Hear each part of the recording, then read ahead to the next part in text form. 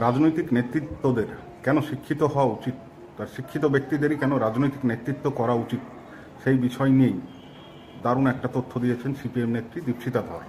চলুন কথাগুলো শুনে নিন।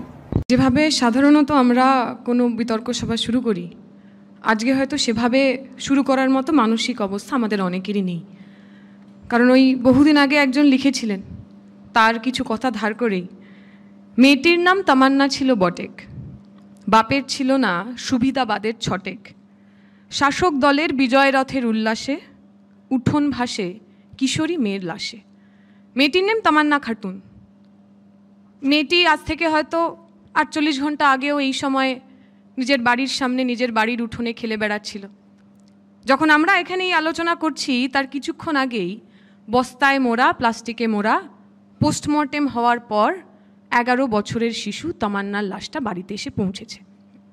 ওই ভিডিও যারা দেখেছেন, ওই ছবি যারা দেখেছেন, যাদের বাড়িতে সন্তান রয়েছেন, এখানে যারা আমার বিরুদ্ধে কথা বলবেন অথবা আমার এ পাশে যারা বসে আছেন, আমার দলের, অন্য দলের যে কারুর যার বাড়িতে সন্তান রয়েছে, তারা ওই 11 বছরের ছিন্ন ভিন্ন মেয়েটার শরীর দেখে, মেয়েটার যে মৃতদেহ, সেই মৃতদেহের চোখটা পর্যন্ত বন্ধ ছিল না, চোখ খোলা একটা মেয়ে, 11 বছরের মেয়ে, গলায় স্প্লিন্টার বোমের দাগ, তার মা বুকে নিয়ে কেঁদে ভাসাচ্ছেন, বাড়ির লোকজন আশেপাশে তাকে ঘিরে রয়েছেন।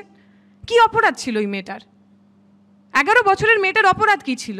চোর ছিল, ডাকাত ছিল, সন্ত্রাসবাদী ছিল, জঙ্গি ছিল, দাঙ্গা করতে গেছিল কোথাও, নিজের বাড়ির উঠোন থেকে বাড়ির সামনে একটু স্নান করতে গেছিল, ফেরার পথে যখন শাসক দল বিজয় উল্লাস করছেন, প্রচুর ভোটে জিতেছেন, তারা খবর পেয়েছেন, সেই বিজয় উল্লাস করতে করতে আসা উন্মত্ত জনতার স্প্লিন্টার বোমায় মেয়েটি খুন হন।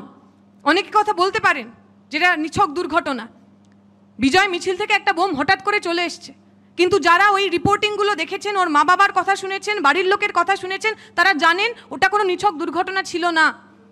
যারা বোম নিয়ে ঘুরে বেড়াচ্ছিল, সকাল থেকে ওই এলাকায় বোমাবাজি হয়েছে। কেন? কারণ হবে হিন্দু খতরে মে হ্যাঁ, হিন্দুও কো বাঁচানে কে লিয়ে বিজেপি মে আনা পড়েগা। আর একটা পক্ষ ক্রমাগত সংখ্যালঘু ইমোশন, সংখ্যালঘু সেন্টিমেন্ট, তাতে তা দিয়ে যাবেন।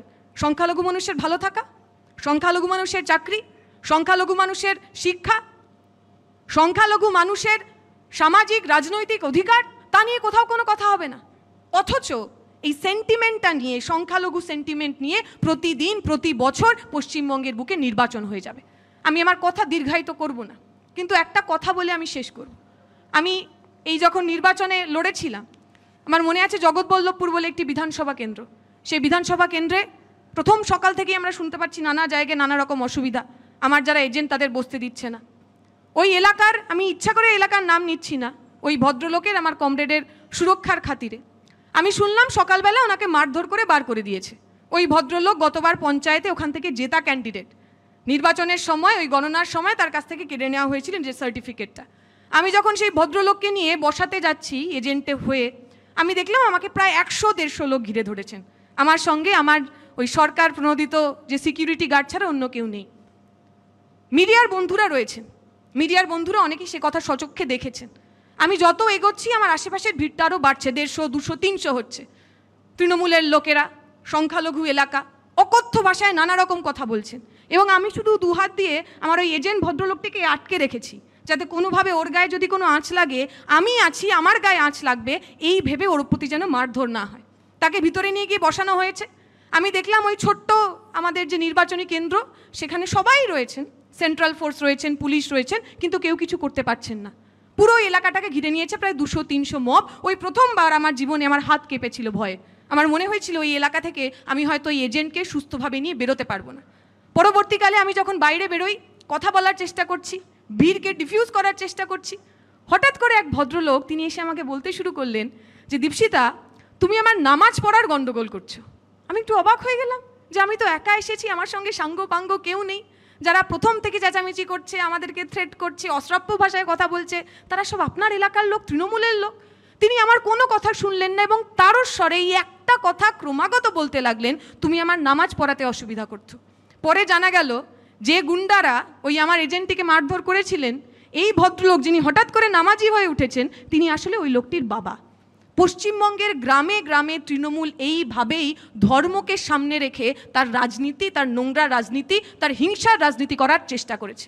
এখন হতে পারে আমি বামপন্থী কর্মী, আমি যে পরিবারে বড় হয়ে উঠেছি, আমাকে এই ধরনের আন্ডারস্ট্যান্ডিং, এই ধরনের চেতনা, এগুলো বোঝানো হয়েছে যে রাজনীতি আর ধর্মের সূক্ষ্ম ফারাকটা কোথায়, কখন কিভাবে ধর্মকে সামনে রেখে রাজনীতি করা যায়। কিন্তু ওই এলাকার যে সাধারণ হিন্দু মানুষ, তার তো মনে হতেই পারে এই ভদ্রলোক যিনি এসে আমাকে আমি নামাজ পড়াতে অসুবিধা করছি এ কথা বলছেন, ইনি আসলে আমি হিন্দু বলেই আমাকে টার্গেট করছেন, আসলে হিন্দু বলেই আমাকে উনি একঘরে করার চেষ্টা করছেন।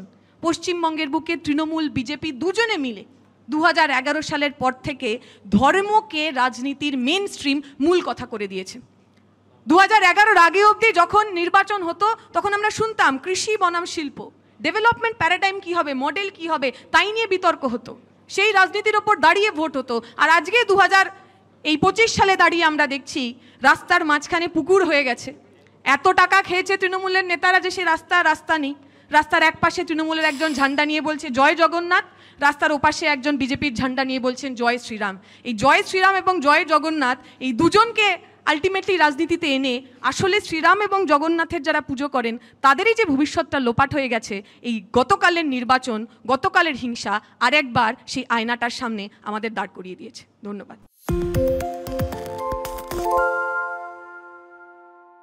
ওই এলাকায় যে গরিব মুসলমান শ্রমজীবী মানুষগুলো বসবাস করেন তারা শাসক দলকে ভোট করেননি, তারা মুসলমানদের বাঁচতে তৃণমূলকেই ভোট করতে হবে, বিজেপিকে আটকাতে তৃণমূলকেই ভোট করতে হবে, এই মিথ্যে কথাটায় বিশ্বাস করেননি। তারা তাদের যে ডেমোক্রেটিক রাইট, তাদের যে গণতান্ত্রিক অধিকার, তাদের ভাবনা অনুযায়ী বিকল্পের কথা বলেছিলেন, বাম কংগ্রেস জোটকে ভোট করেছিলেন। সকাল থেকে বোমাবাজি চলেছে, আপনারা রিপোর্টে শুনবেন ওর বাড়ির লোক বলছেন যে ওই মেয়েটি যখন রাস্তা পার হচ্ছিল ওই উন্মত্ত জনতা থেকে একজন বলে ওই যে হুসেনের মেয়ে, ওকে ঝেড়ে দে। হুসেনের মেয়ে, 11 বছরের মেয়ে, ঝেড়ে দে, খুন করে দে। এত মনের ভিতরে রক্ত লালসা, এত মনের ভিতরে হিংসা, এত মনের ভিতরে রক্ত পিপাসা, হাতের মধ্যে বোমগুলো রয়েছে, বন্দুক রয়েছে, গুলি রয়েছে, কারুর না কারুর একটা প্রাণ নিতে হবে।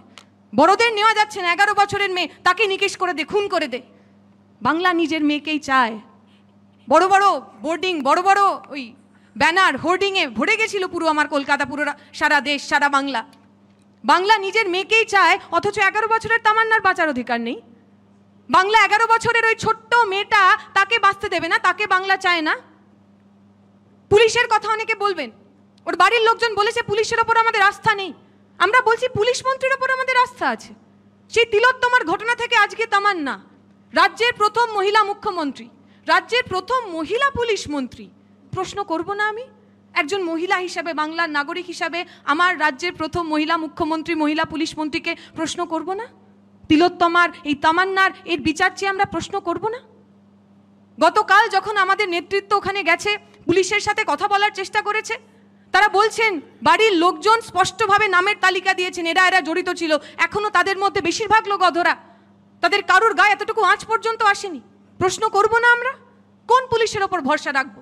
যে পুলিশকে তৃণমূলের জেলখাটা নেতা অনুব্রত মণ্ডল ফোন করে বলেন তোর মাকে খুব সুন্দর দেখতে, তোর বউকে খুব সুন্দর দেখতে, আমার বাড়িতে পাঠিয়ে দে। তারপরের কথাগুলো কি? আমি চাইবো এখানে তৃণমূলের যারা মুখপত্ররা রয়েছেন, অনুব্রত মণ্ডলের এই ভাষ্য তারা যেন এখানে একটু পড়ে যান।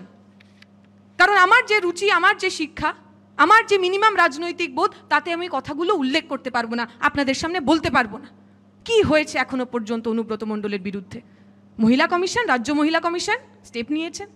কোনো ছোট কোর্ট, বড় কোর্ট, দায়রা কোর্ট ওনার বিরুদ্ধে স্বপ্রণোদিতভাবে কোনো মামলা করেছেন? পুলিশ বলছে অনুব্রত মণ্ডলের বিরুদ্ধে আমাদের বিশেষ কিছু বলার নেই, কারণ তদন্তে সাহায্য করছেন।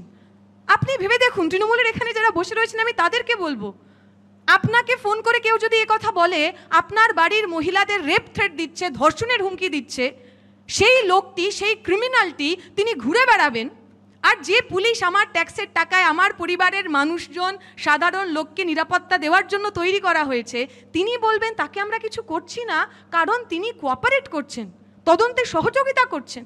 একজন সাধারণ মানুষ হিসাবে, পশ্চিমবঙ্গের মানুষ হিসাবে এই রাজ্যের প্রশাসনের ওপর কোথা থেকে কেন কেউ ভরসা করবে? আমি চাইতাম, আমি ভেবেছিলাম আমি যখন শুরু করব তখন আমি বলবো যে 11 বছরের একটা মেয়ে খুন হয়েছে, আসুন আমরা অ্যাটলিস্ট 11 সেকেন্ড নীরবতা দিয়ে আমাদের আজকের এই বিতর্ক সভা শুরু করি। পরে মনে হলো ওই 11 সেকেন্ডের নীরবতাও আসলে খুব কানে লাগবে। পশ্চিমবঙ্গের বুকে অন্যায় অত্যাচার, তার বিচার না পাওয়ার যে স্তব্ধতা, যে মৌনতা, সেই মৌনতা আসলে খুবই হৃদয় বিদারক, খুব কানে লাগে। বলে না, sometime the silence itself is very ডিফেনিং। এমন স্তব্ধতা যা আমাদের কানে কালা করে দেয়, আমরা কিছু যেন শুনতে না পাই। আমরা চাই এই স্তব্ধতা, এই মৌনতা, এই সমস্ত অন্যায় অত্যাচারের শেষ হোক। কিন্তু শেষ করবে কে? আপনাদের আজকের সভায় যে বিষয়, তাতে আপনারা বলেছেন যে হিন্দুর ভোট, মুসলমানের ভোট, সেই সমস্ত ভোট নিয়ে কথা হয়। শুধুমাত্র মানুষের ভোট, সুস্থ হয়ে বেঁচে থাকার ভোট, তা নিয়ে কোনো কথা হয় না। আসলে করবে কারা? তৃণমূলের নেতা হুমায়ুন কবির, তিনি বলছেন যে হিন্দুদেরকে মুসলমান বানাতে হবে, হিন্দুদের মুসলমান বানালে তাহলে নাকি অনেক ভালো কাজ হবে। হয়েছে আজ অবধি তার বিরুদ্ধে কোনো কিছু? তৃণমূলের নেতা ববি হাকিম, তিনি বলছেন একদিন উর্দু ভাষায় কলকাতার বেশিরভাগ মানুষ কথা বলবেন। হয়েছে তার বিরুদ্ধে কিছু? পশ্চিমবঙ্গের বুকে এই যে কম্পিটিটিভ কমিউনালিজম, এক দল লোক তারা বলবেন যে হিন্দু রাষ্ট্র তৈরি করতে হবে, হিন্দুদের বিজেপিকে ভোট করতে হবে।